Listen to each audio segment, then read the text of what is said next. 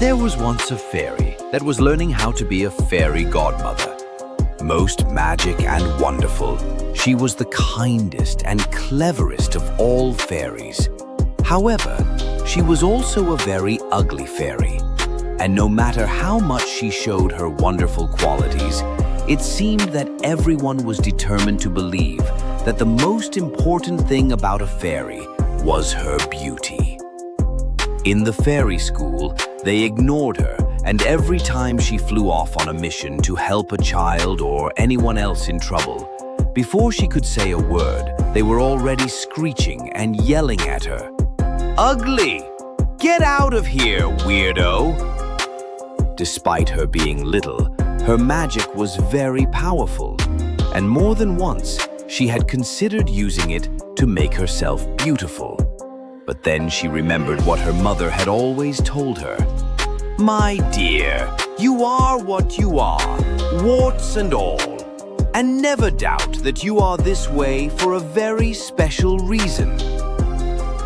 But then, one day, the witches of the neighboring land invaded and destroyed the country, putting all the fairies and wizards in prison. Our fairy, just before being attacked, put a spell on her own clothes, and helped by her ugly face, she managed to pass for a witch. That way, she was able to follow the witches back to their den. Once there, she used her magic to prepare a big party for everyone, decorating the cave with bats, toads, and spiders. The music was provided by a pack of howling wolves. While the party was in full swing, the fairy hurried off and set free all the fairies and wizards who had been imprisoned.